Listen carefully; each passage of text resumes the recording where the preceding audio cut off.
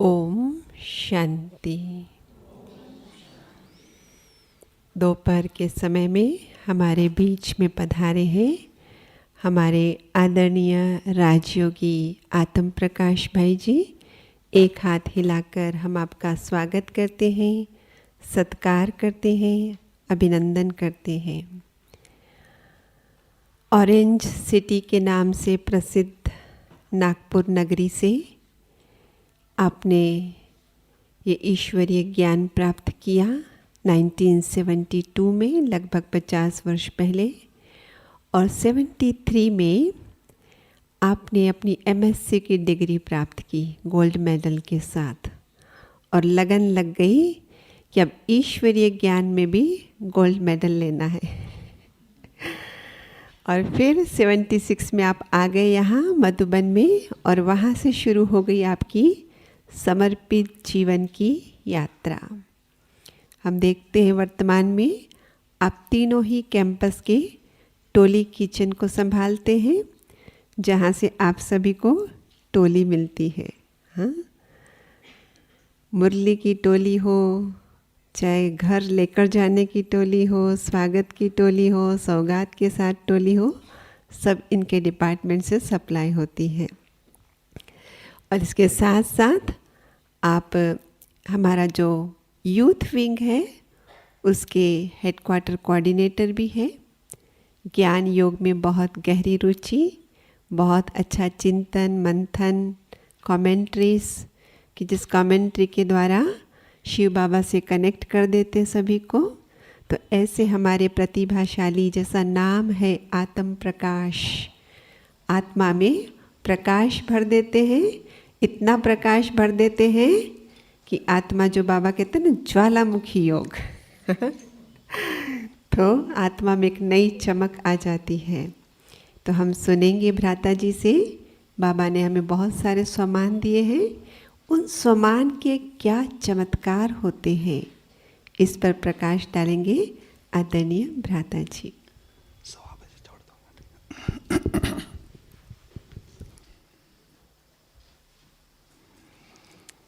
ओम शांति।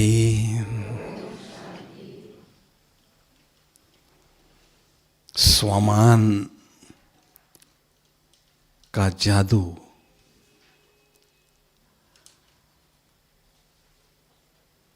ब्राह्मण जीवन में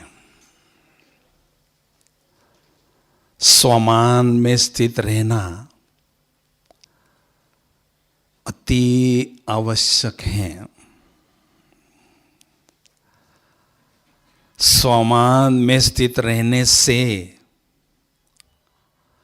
हम बाप समान बनते जाते हैं। इसलिए बाबा मुरली में बार बार इशारा देते हैं, मीठे बच्चे सदा स्वमानधारी होकर रहो। स्वमानधारी होकर रहना अर्थात स्वमान का जो टाइटल होता है उसको धारण करना, उसको स्वरूप में लाना।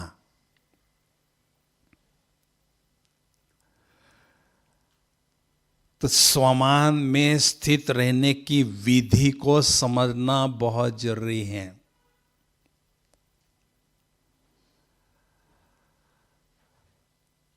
बाबा ने मुरली में हमें बहुत सम्मान के टाइटल्स दिए हैं।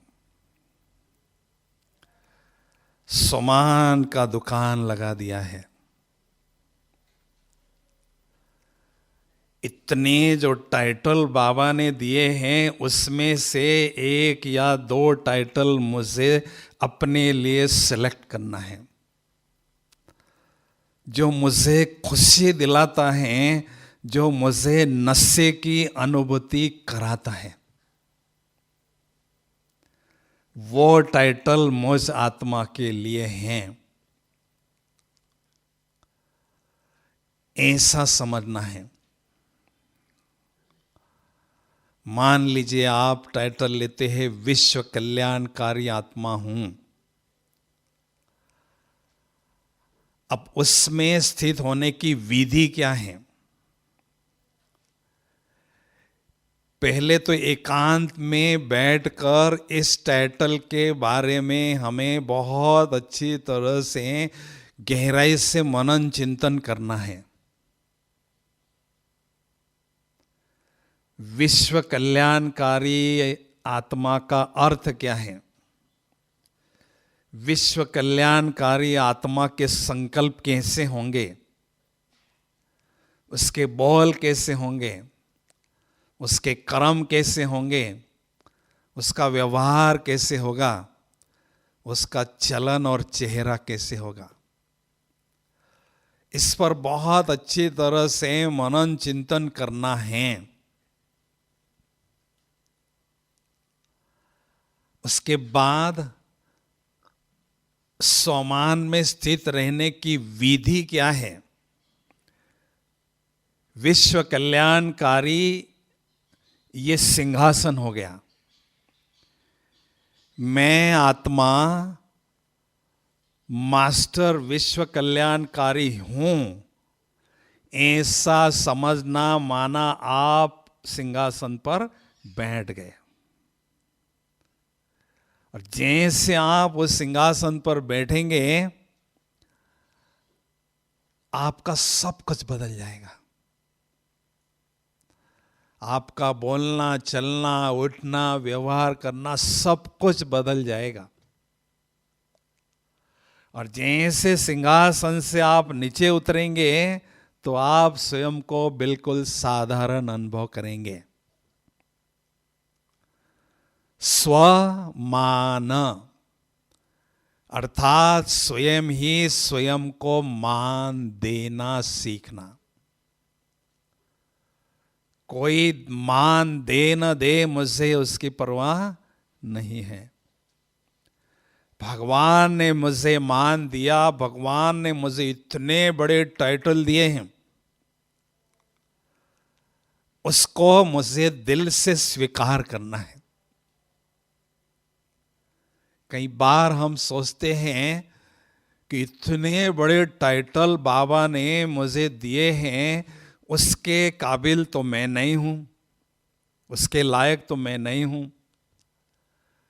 उसके कारण उसको स्वीकार करने के लिए हम हिचकते हैं। इसका कारण क्या है? उसका कारण ये है कि हम जो सतयुग में राजे महाराजे थे, वो जैसे द्वापार युग में आए, माया ने हमें किडनैप किया और जेल में ठोक दिया। कितने वर्षों तक? 2500 वर्षों तक माया की जेल में गुलाम बनकर हम रहे। राजे महाराजे, रानी महारानियां। अंग्रेजों की गुलामी 150 साल थी, माया की गुलामी 2500 वर्ष तक रही। उसके कारण आत्मा में हीन भावना कूट कूट कर भरी पड़ी है। वो हमें ऊपर आने ही नहीं देती है। उसके लिए बाबा ने हमें ये टाइटल दिए हैं। तो टाइटल का सहारा लेकर मेरे बच्चे उस खाई में जो गिरे हैं, खड्डे में, वहां से ऊपर आकर मेरे पास बैठ जाएंगे। तो हमें दिल से उन टाइटल को स्वीकार करना है, क्योंकि इस संसार में भगवान ही एक ऐसे है जो सदा सत्य बोलते हैं। हम सतयुग त्रेता युग में बोलते थे सत्य, बाद में बोलना छोड़ दिया। संसार में एक ही भगवान ऐसे हैं जो सदा सत्य बोलते हैं। तो हमें जो टाइटल दिए हैं वो हमारी आदि मध्य अंत को देखकर बाबा ने ये टाइटल दिए हैं। इसलिए उसको दिल से स्वीकार करना है। 19 मार्च 88 में मैं ओम शांति भवन की स्टेज पर बाबा से पर्सनली मिल रहा था। बाबा ने मुझे टाइटल दिया विश्व परिवर्तक आत्मा हो। इतना बड़ा टाइटल दिया। विश्व परिवर्तन का कार्य बाप के साथ कर रहे हो। परिवर्तन शक्ति श्रेष्ठ शक्ति है। परिवर्तन शक्ति के द्वारा हर कार्य में सफलता प्राप्त कर रहे हो, करते रहोगे। तो इस टाइटल को जब मैं याद करता हूं, उसका हाथ मैं पकड़ता हूं, तो मुझे 1 सेकंड में बाबा का साथ मिल जाता है। बाबा के बाजू में वो टाइटल मुझे बिठा देता है। इतनी जादू, इतनी चमत्कार इस टाइटल में होता है। हर एक का टाइटल अलग अलग हो सकता है। मैं योगिनी हूँ, मैं तपस्विनी हूँ, मैं दुर्गा हूँ, मैं असुर संहारिणी हूँ, मैं राज ऋषि हूँ, विश्व परिवर्तक आत्मा हूँ, विश्व कल्याणकारी आत्मा हूँ। जो भी टाइटल आपको अच्छा लगता है उसमें से सिलेक्ट करना है। बाबा ने हमें उस सिंहासन पर बिठा दिया है। माया उससे हमें नीचे उतारने का प्रयास करती रहती है। हमें उस सिंहासन को नहीं छोड़ना है। ये बहुत प्राप्तियां कराने वाला सिंहासन है, समझा? तो इस स्वमान के टाइटल से हमें 10 अद्भुत लाभ होते हैं और उससे हमारे जीवन में बहुत चमत्कारिक परिणाम, रिजल्ट, अनुभव होते रहते हैं। तो पहला लाभ है, लिखो, स्वमान में स्थित रहना अर्थात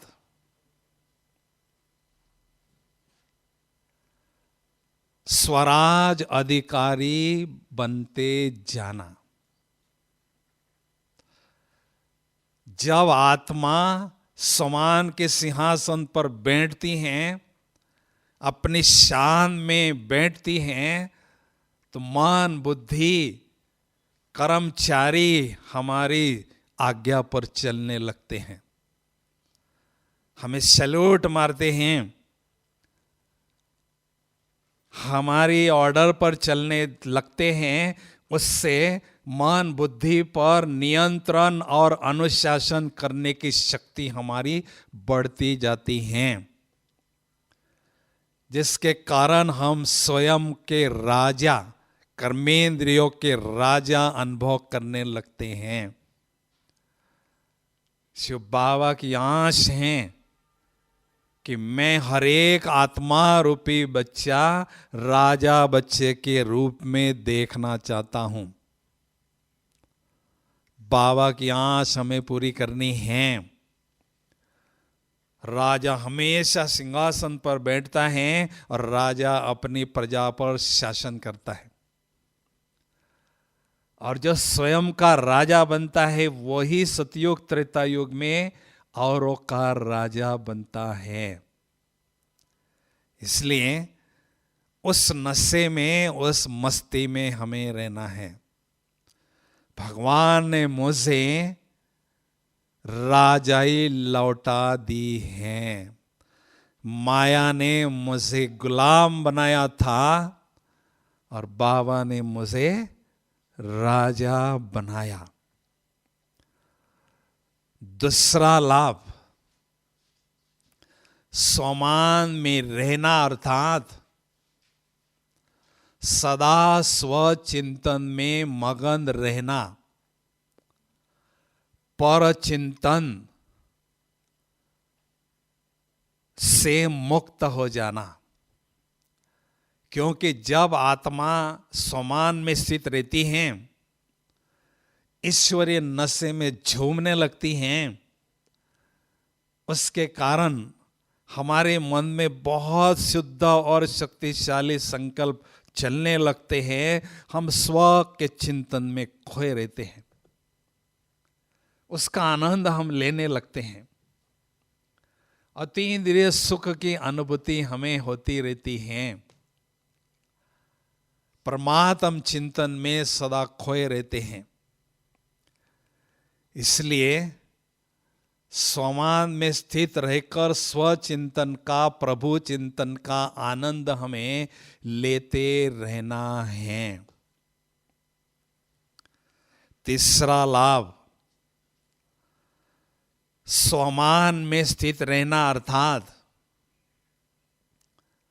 सर्व खजाने सफल करते जाना।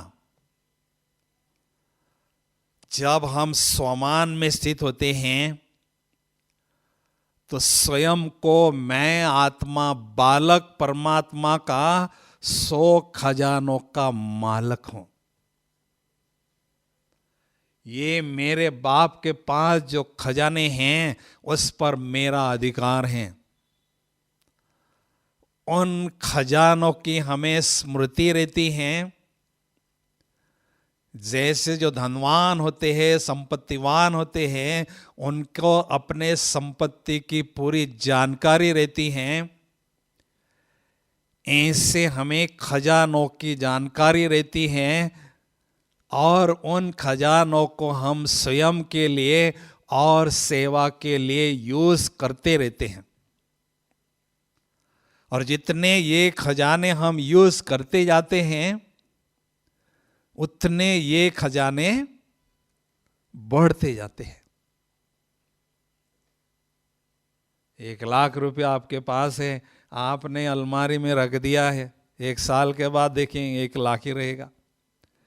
लेकिन उसको आप धंधे में यूज करते हैं, ब्याज में रखते हैं, तो 1 का 1.25 हो जाएगा, 1.5 होगा, बढ़ता जाएगा। तो ऐसे खजानों को यूज करने से वो बढ़ते जाते हैं। बाबा ने हमें कितने खजाने दिए हैं बोलो? हाँ जी, बाबा तो खजानों का सागर है, तो बहुत खजाने दिए हैं, लेकिन उसमें भी मुख्य 9 प्रकार के खजाने हमें बाबा ने दिए हैं। पहला है श्रेष्ठ संकल्पों का खजाना, दूसरा है श्रेष्ठ समय का खजाना, तीसरा है ज्ञान का खजाना, चौथा है दिव्य बुद्धि का खजाना, 5वां है खुशी का खजाना, 6वां है श्रेष्ठ कर्मों का खजाना, 7वां है दिव्य गुणों का खजाना, 8वां है शक्तियों का खजाना और 9वां है दुआओं का खजाना। तो इतने सारे खजाने बाबा ने हमें दिए हैं, जितना उनका प्रयोग करते जाते हैं उतने ये खजाने बढ़ते जाते हैं। लेकिन एक बात हमें ध्यान रखना है, खजाना प्राप्त करना है तो क्या करना होगा? हैं जी, खुद में और खुदा में खो जाना होगा। खो जाना तो खजाना मिलता है। अगर हमें खो जाना नहीं आता है तो खजाने नहीं मिलेंगे। सागर की लहरों में लहराने से क्षणिक आनंद जरूर मिलता है, लेकिन माल असली सागर के तले में रहता है, हीरे माणिक मोती। तो ऐसे बाबा जो सागर हैं उसकी याद में जब हम खो जाते हैं तो हमें बहुत सुंदर अलौकिक अनुभव के खजाने मिलते जाते हैं। चौथा लाभ, स्वमान में स्थित रहना अर्थात आत्म अन्वेषण करना। आत्मा में जो सुषुप्त शक्तियां हैं, आत्मा में जो सोई हुई शक्तियां हैं, उन शक्तियों को जगाना। हर एक आत्मा में असीम शक्तियों का भंडार छिपा हुआ रहता है। उन शक्तियों को जगाने का काम केवल स्वमान ही करता है और उसके लिए दूसरा कोई भी तरीका नहीं है। इसलिए एक स्लोगन हमेशा याद रखना है, अनुमान हमें हनुमान बनने नहीं देता है।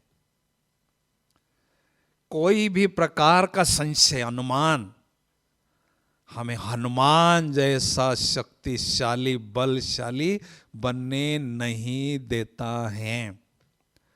और जब हम स्वमान में रहते हैं, आत्मा पर पूरा विश्वास करते हैं, तो सारी शक्तियां जागृत होती हैं और हमें अपनी शक्तियों का खजाना अनुभव होने लगता है। हम देख रहे हैं यज्ञ के आदि काल में हमारी जो दादियां है वो छोटी छोटी बच्चियों के रूप में बाबा के पास आई थी। बाबा ने क्या किया, उनको सोमान के सिंहासन पर बिठाया। तुम पता है कौन हो? तुम शेरनी हो, तुम शिव शक्ति हो। मैं शेरनी हूं, मैं शिव शक्ति हूं। कॉकरोच बाथरूम में आता है, अरे बाप रे बाप, इसको इसको हटा दो, बाप रे। चूहा आता है, बाप रे बाप, इसको इसको हटा दो। कहां से शेरनी हूं भाई? भगवान दूसरे दिन आते हैं, मैं सदा सत्य बोलने वाला हूं, तुम शेरनी हो, ललकारने वाली शेरनी हो, अनेक आत्माओं के दुर्गंध को मिटाने वाली दुर्गा हो। जो आत्माएं स्वीकार करती हैं वो आज शेरनियां बन चुकी हैं हमारी दादियां, और सारे विश्व में वो क्रांति ला रही है। प्रैक्टिकल उदाहरण है। बड़े बड़े गुरुओं को चुनौतियां दे रही है, चैलेंज कर रही है। तो ये है सोमान का चमत्कार। साधारण कुमारियां अबलाएं आज देखो क्रांतिकारी बनकर ललकार रही है। यह है सोमान के जादू। पांचवा लाभ, सोमान में स्थित रहना अर्थात माया दुश्मन से सदा सेफ रहना। ये हमारा राज नहीं है, हमारा राज सतयुग त्रेता युग में होगा। ये दुश्मन का राज है। माया ने, बाबा ने हमें बड़ा कठिन काम दिया है, रहो दुश्मन के राज में और प्रॉपर्टी दुश्मन के साथ में, अंश वंश विकारों की आत्मा में हैं, और आपको नई दुनिया की स्थापना करना है। कितना कठिन काम है भाई।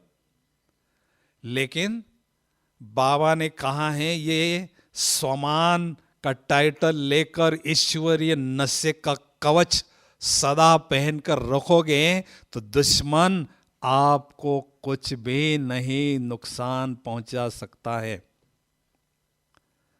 माया वार करेगी लेकिन उसका कोई भी असर नहीं होगा। माया कितना भी प्रलोभन करेगी आपको आकर्षित करने की, लेकिन बाबा ने हमें बहुत बड़ा लड्डू दिया है 21 जन्मों की बादशाही का। माया भी कहती है, आओ मेरे पास लड्डू है, आओ मेरे पास ये लड्डू लो। भाई 2 लड्डू कौन से हैं माया के? हैं जी? वो लड्डू खाने वाले भी पछताते हैं और नहीं खाने वाले भी पछताते हैं। तो लड्डू है व्यक्ति के तरफ आकर्षित होना और वस्तु के तरफ आकर्षित होना। ये 2 लड्डू माया हमें ऑफर करती है। जो इसको लेने के लिए जाता है, माया खूब बुरी तरह से उसको पीटती रहती है, कहीं का नहीं रखती। लेकिन जितना ईश्वरीय नशे में चूर, उतना इस दुनिया से दूर रहते हैं हम। एक घटिया दुनिया है। यहां क्या रखा है? असार संसार है, कोई रस नहीं है, नीरस दुनिया है। बाबा सर्व रसों के भंडार है। तो माया हमें रिझा नहीं सकती है। दुश्मन से हम सदा सेफ रहते हैं अगर ईश्वरीय नशे का कवच पहनकर रखते हैं। छठवां लाभ, स्वमान में स्थित रहना, अर्थात आत्मविश्लेषण करना, सेल्फ एनालिसिस करना। जब हम एकांत में बैठते हैं, स्वमान में स्थित हो जाते हैं, आत्मा को झांक कर देखते हैं, तो कौन सा दाग मुझ आत्मा पर है, कौन सी कमी खामी त्रुटि मुझ आत्मा में है, वो बहुत अच्छी तरह से हमें दिखाई देती हैं। और जैसे हमें अपनी कमी का पता चलता है, उसको मिटाने का हर संभव प्रयास करते जाते हैं। जैसे डॉक्टर रोगी को बताता है ये तुम्हारी बीमारी है, रोगी जब तक उस बीमारी से मुक्त नहीं होता है तब तक चैन का सांस नहीं लेता है। अगर हमें कमी का पता नहीं चलता है तो कई वर्षों तक वो कमी हमारे साथ चलती रहती है। एक स्लोगन लिखो, कमी हमें कमाई करने नहीं देती है। खुद की कमी होगी तो पुरुषार्थ में वो बाधा डालेगी, कमाई करने नहीं देगी। और दूसरे की कमी हम देखेंगे तो उसका चिंतन होगा, उस पर हम सोचते रहेंगे, बाबा की याद नहीं रहेगी तो और कमाई नहीं होगी। इसलिए जो जिस चीज को छोड़ना चाहता है, फेंकना चाहता है, उस कमी को मैं लेना चाहूं तो मैं कितना समझदार हूं आप सोच सकते हैं।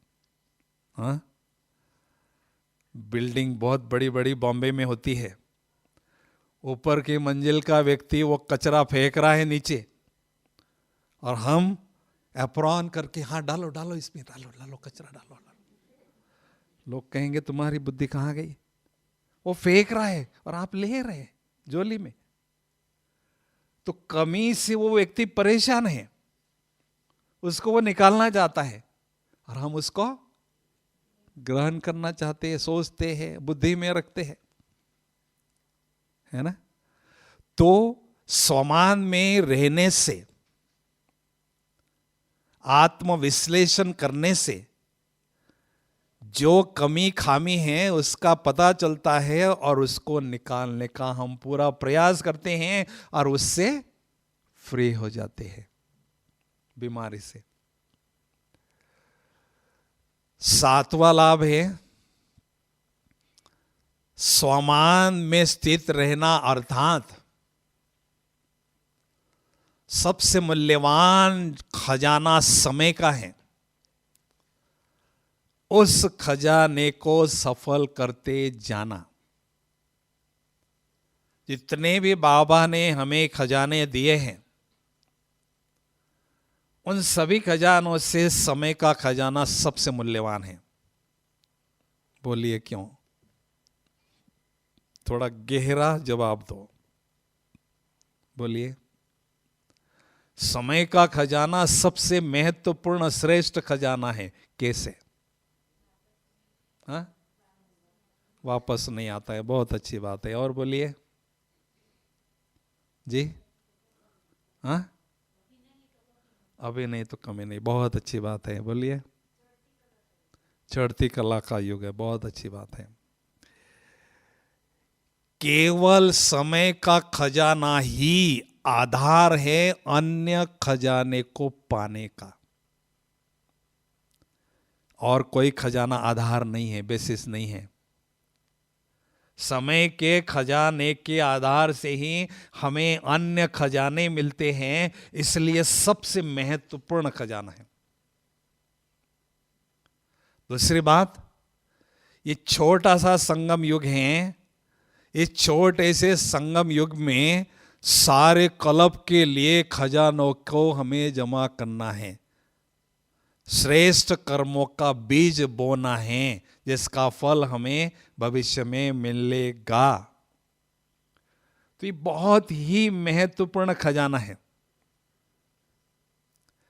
इसलिए हर एक पल को हमें सफल करते जाना है। मेरा हर पल सफल हो रहा है या नहीं, कैसे पता चलेगा भाई? सफल, अच्छा फल मुझे मिल रहा है, अच्छी प्राप्ति मुझे हो रही है, माना मेरा हर एक पल सफल होता जा रहा है। बाबा ने एक मुरली में कहा था, जो मोटी बुद्धि वाले होते हैं वो समय के खजाने को साधारण रीति से बिताते हैं, और जो महीन बुद्धि वाले होते हैं, जो बहुत सूक्ष्म बुद्धि वाले होते हैं, वो हर एक सेकंड को सफल करते जाते हैं और अपने भाग्य का सितारा चमकाते रहते हैं। इस संगम युग का हर एक सेकंड हमें क्या कहता है? घड़ी टिक टिक टिक टिक कर रही है और कहते हैं ठीक ठीक ठीक ठीक हो। हर एक सेकंड हमें क्या कहता है? भगवान के साथ शेक हैंड करो, अपना बुद्धि रूपी हाथ बाबा के बुद्धि रूपी हाथ में देते रहो, अर्थात याद में टिकते रहो। ये हर एक सेकंड हमें कहता है। तो इसलिए हमें खास ध्यान देना है समय के खजाने को सफल करने पर। ठीक है। बाद में 8वां खजाना, समान में स्थित रहना, अर्थात सबकी विशेषताएं देखते जाना। जब हम ऊंचे शान में रहते हैं तो हमें किसी की कमी नजर ही नहीं आती है, दिखाई नहीं देती है। हमेशा विशेषताएं नजर आती है। विशेष आत्मा वो होता है जो सबकी सदा विशेषताएं देखता रहता है।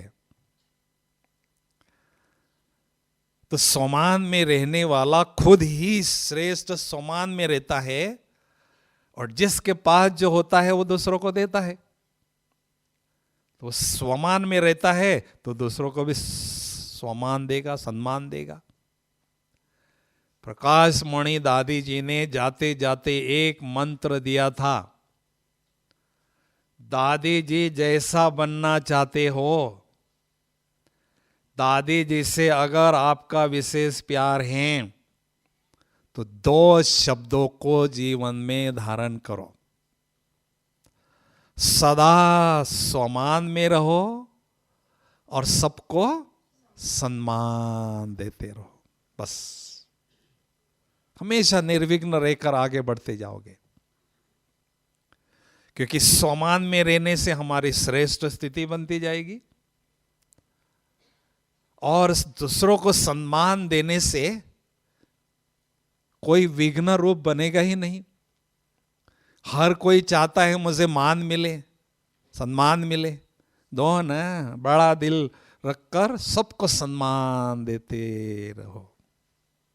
इसलिए एक स्लोगन कभी भी नहीं भूलना है, जो देगा मान वही बनेगा महान। मान देने वाले माननीय बनते हैं। हाँ?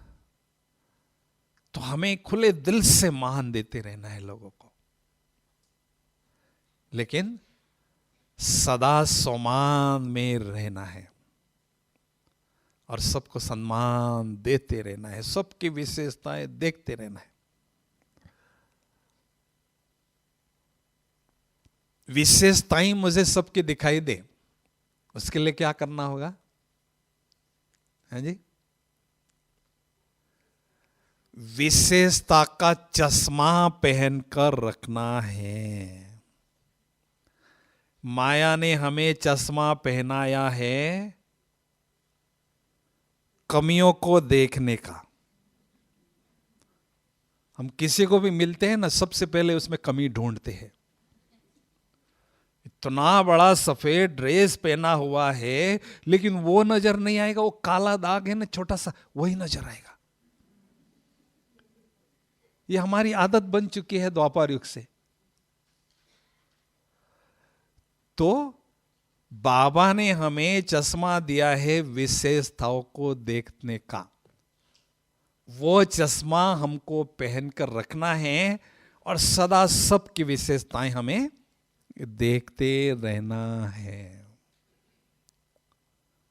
ठीक है ना? 9वां लाभ, सम्मान में स्थित रहना, अर्थात रॉयल संस्कारों को धारण करना, नोबल संस्कारों को धारण करना।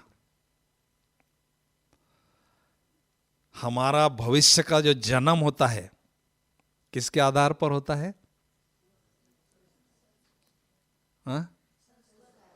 परम धाम से आत्मा जब नीचे आती हैं, कहाँ उसको जन्म लेना है, कौन से परिवार में जन्म लेना है, कोई बताता नहीं है। लेकिन जिस उसके जैसे संस्कार हो गए तो संस्कारों के समानता के आधार पर उसी घर में जन्म लेगा जहां उसके जैसे वो संस्कार होंगे। बहुत रॉयल संस्कार हो गए तो रॉयल परिवार में ही उसका जन्म होगा।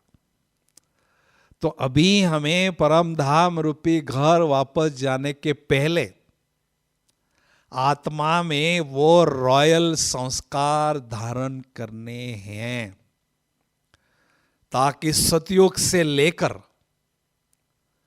हमारा जन्म बहुत अच्छे रॉयल परिवार में ही होता रहेगा। और रॉयल संस्कार जिसके होते हैं उसके फीचर्स भी बहुत रॉयल होते हैं।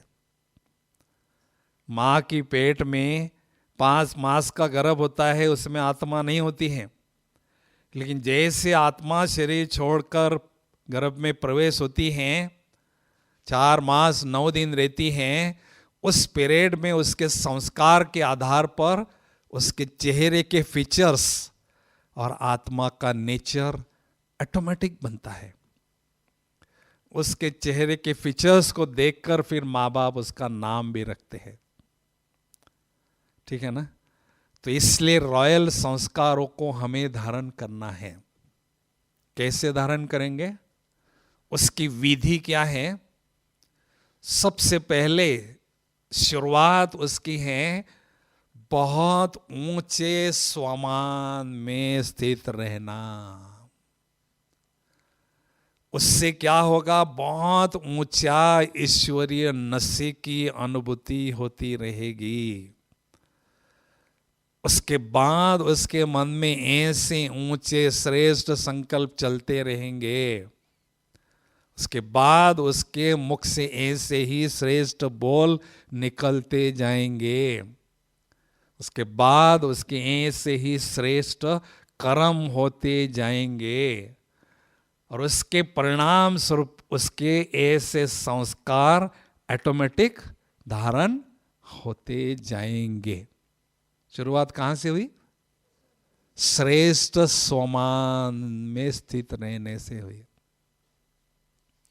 जितना ऊंचा स्वमान होता है उतना ऊंचा नशा, उतने ऊंचे रॉयल संस्कार आत्मा में धारण होते हैं। ब्रह्मा बाबा को हमेशा नारायणी नशा रहता था।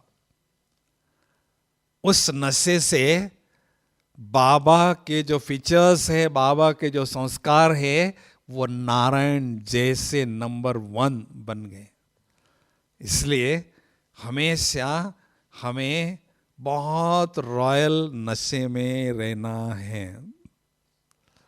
हमारी उन्नति हो रही है या नहीं इस ज्ञान मार्ग में कैसे पता चलेगा भाई? हैं जी? हम बाबा के घर में जाते हैं, पालना लेते हैं, ज्ञान योग की पालना लेते हैं। मेरी प्रोग्रेस हो रही है या नहीं, मेरी उन्नति हो रही है या नहीं, कैसे पता चलेगा भाई? हाँ, डॉक्टर थर्मामीटर से फट से बताता है कल आपको बुखार 102 था, आज 103 है, बढ़ गया है। तो हमारी उन्नति हो रही है नहीं कैसे पता चलेगा? ईश्वरीय नशे की डिग्री से। पिछले वर्ष जो ईश्वरीय नशा था वो इस वर्ष बढ़ चुका है, माना आपकी प्रोग्रेस हो रही है। नशा अगर कम हो जाता है, माना प्रोग्रेस आपकी कम हो रही है। ये स्पष्ट हमें पता चलता है। इसलिए ईश्वरीय नशा आत्मा की जान है और आत्मा की शान है। नशा उल्टा क्या है? शान। ईश्वरीय नशा कितना है, कैसा है, कैसा पता चलेगा? किसमें पता चलेगा? हैं जी? नशा आपको चढ़ा हुआ है बहुत, कैसे पता चलेगा दूसरे को? चेहरे से, बोल से, बोलो, आंखों से। शराब बहुत पी लिया तो आंखें लाल हो गई, गटर में पड़ा है मैं तो स्वर्ग में हूं। तो ऐसे ईश्वरीय नशा जब चढ़ जाता है तो आंखों से पता चलता है कितना नशा चढ़ा हुआ है। और ऐसे नशे में जो झूमते हैं वो अपनी दुनिया में खोए रहते हैं, अपनी अलौकिक दुनिया, संगम युग की दुनिया, सूक्ष्मवतन की दुनिया, परम धाम की दुनिया, उसमें रहते हैं। तो आंखों से पता चलता है कितना नशा चढ़ा हुआ है। ठीक है ना? इसलिए हमें चेक करते जाना है, ईश्वरीय नशा मुझ आत्मा का बढ़ता जाए। बाबा के चेहरे की तरफ देखो। बाबा जब गुलजार दादी जी के तन में आते हैं, डायमंड हॉल के स्टेज पर बैठे हैं, केवल आंखें देखो। बाबा की आंखों से लगता है दुनिया की सबसे बड़ी सत्ता आकर हमारे सामने बैठी हुई। आंखें बोलती है, चेहरा बोलता है, मुख से बोलने की कोई आवश्यकता नहीं। बोलता है ना? तो ऐसे जैसे जैसे हमारा ईश्वरीय नशा बढ़ता जाता है, वैसे वैसे हमारे संस्कार रॉयल होते जाते हैं। 10वीं बात, 10वां लाभ, स्वमान में स्थित रहना अर्थात स्वपिता से कनेक्ट होकर रहना। स्व माना मैं आत्मा, मान अर्थात मैं महान आत्मा हूं। हम केवल आत्मा नहीं हैं, दुनिया में जैसे आत्माएं हैं वैसे हम नहीं हैं। जो भी यहां बैठे हुए हैं, परमात्मा ने उनका करोड़ों में सिलेक्शन किया है। हजारों में नहीं, लाखों में नहीं, कितनों में? करोड़ों में किया। भाई ताली तो बजाओ जरा। दुनिया की सबसे बड़ी हस्ती, उसने करोड़ों में मेरा सिलेक्शन किया है। कितने भाग्यशाली है, देखो सोचो तो सही। सारे संसार को भाग्य बांटने वाला भाग्य विधाता ने मेरा सिलेक्शन किया है नई दुनिया की स्थापना करने के लिए। भले वर्तमान समय हम साधारण हैं, पोजीशन हमें नहीं है, लेकिन भगवान को जो विशेषता चाहिए वो विशेषता हर आत्मा में है ना? तो आत्मा समझते हैं तो इस देह से हम न्यारे हो जाते हैं, कनेक्शन बुद्धि का कट हो जाता है। देह से, देह की दुनिया से, देह के पदार्थों से, देह के संबंधों से न्यारे हो जाते हैं। अभी यहां से ऊपर जाना है तो कैसे जाएंगे? सोमान का हाथ पकड़ेंगे तो सोमान यहां से आपको ऊपर ले जाएगा। समान से आपका मन और बुद्धि नशे से भरपूर होती जाएगी, हल्का फुल्का अनुभव होता जाएगा, खुशी में झूमते जाएंगे और ऑटोमेटिक आपकी मन और बुद्धि जो है परम धाम में बाबा के पास बिठा देगी। मिल गया ना भाई? समान का हाथ पकड़ने से बाबा का साथ मिल गया ना? बोलो मिल गया कि नहीं? मिल गया। अभी साथ मिलने के बाद भी समान में रहने से चित्त की वृत्तियां शांत होती है, शीतल होती हैं। उसके कारण परमात्म मिलन में हमें बहुत सुंदर और बहुत गहन अनुभूतियां होती रहती हैं। बाबा से हम खूब खजाने लूटते जाते हैं। बाबा कहते हैं सागर के कंठे पर बैठे हैं, लूटो, जितना लेना है लूटो और लुटाते चलो, है ना? तो आप चेक करना, जिस समय आपको बहुत ऊंचा सामान चढ़ा हुआ है, नशा अनुभव हो रहा है, आप इस दुनिया में नहीं अनुभव करोगे, वहां अनुभव करेंगे स्वयं को। टॉप क्वालिटी की आत्माएं हमेशा टॉप फ्लोर पर रहती है बुद्धि से। ये तो थर्ड फ्लोर है ना भाई? तो ऊपर वाले के पास जाना है, उपराम होना है, तो ये नशा हमें ले जाता है, उपराम बनाता है और ऊपर वाले राम के पास बिठा देता है और खजाने लूटते जाते हैं। ठीक है ना? तो कहने का मेरा भाव है कि ये जो 10 अद्भुत लाभ है सोमान के, जादुई लाभ हैं, उनको अच्छी तरह से समझना है और वो अपने जीवन में अनुभव करते जाना है और आगे बढ़ते जाना है ना? जैसे जो बड़े लोग होते हैं ना, अभी मोदी जी क्या प्राइम मिनिस्टर है ना भाई? दूसरे देशों में जाएंगे ना, उनका चेहरा देखो, क्या नशे में चढ़ते, मैं भारत का प्राइम मिनिस्टर हूं। बस ना भाई, भारत का ही है ना? अरे हम भारत के नहीं, मेरा बाप कौन है? मेरा बाप कौन है भाई? तीनों लोगों का प्राइम मिनिस्टर है और उसका मैं बच्चा हूं, उसका मैं बच्चा हूं। कितनी बड़ी हस्ती का मैं बच्चा हूं। तो जितनी बड़ी हस्ती उतनी बड़ी मस्ती। चेहरे पर वो अनुभव होनी चाहिए। अगर वो मस्ती अनुभव नहीं होती है तो उस हस्ती के साथ मेरा कनेक्शन नहीं है। जितना होना चाहिए उतना कनेक्शन गहरा नहीं है। इसलिए चेहरे पर वो रूहानी मस्ती नहीं दिखाई दे रही है।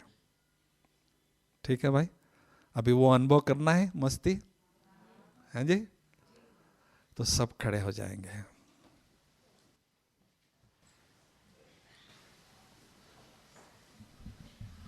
अभी हम एकदम बाबा की याद में डूब जाएंगे, खो जाएंगे। सभी सीधा होके बैठेंगे, कोई को पॉकेट डायरी वगैरह कुछ डायरी सब हटा दो, एकदम आजाद पंछी बन के बैठ जाओ। ओम शांति।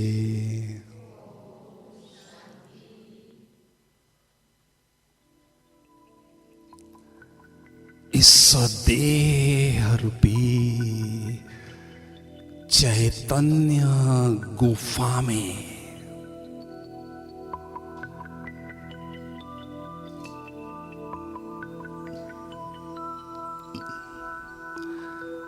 मैं निराकार ज्योति बिंदु आत्मा तपस्वी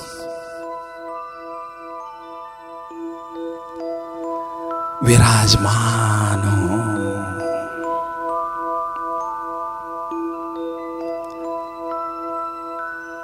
मैं आत्मा तपस्वी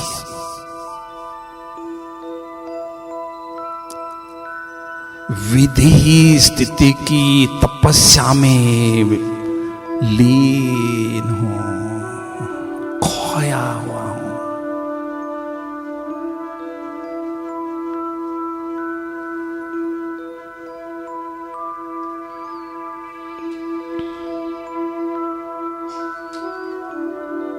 मैं आत्मा तपस्वी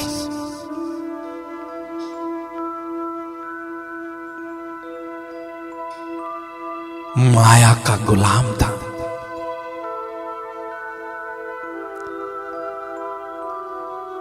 अभी सर्वशक्तिवान परमात्मा ने मुझे स्वामान के सिंहासन पर बिठा दिया है।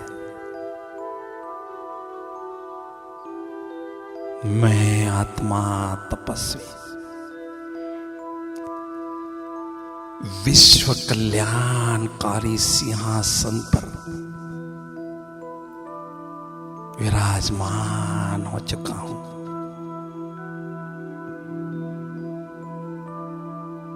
विश्व पिता ने विश्व कल्याण अर्थ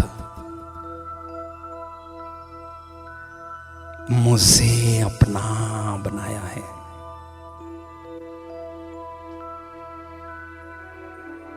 भाग्य विधाता ने मेरे भाग्य को चमका दिया है।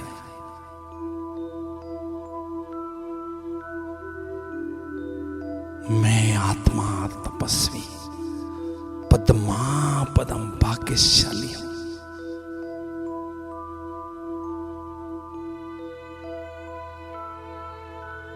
मैं निराकार ज्योति बिंदु आत्मा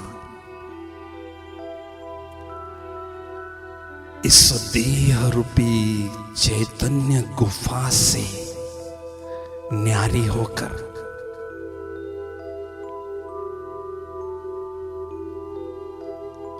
बुद्धि रूपी पुष्पक विमान में बैठकर तीनों लोगों की सैर करने निकली।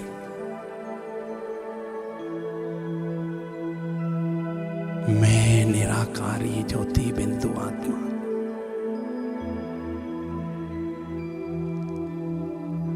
इस विश्व के गोले से पार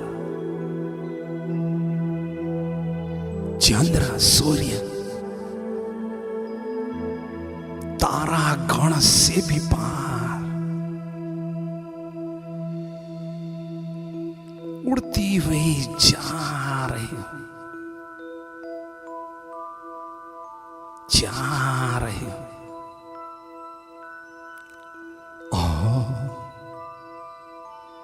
फरिश्तों की दुनिया में पहुंच गई हूं। जहां चारों ओर शांति। तो सबने जादू देखा, सम्मान का, अनुभूति का। हाँ, तब ऐसे जादू करते रहना। तो भ्राता जी को धन्यवाद करते हैं, शुक्रिया करते हैं, आभार मानते हैं। 6 से 7 क्लास और फिर आधा घंटा योग कंडक्ट कराएंगे। ओम शांति।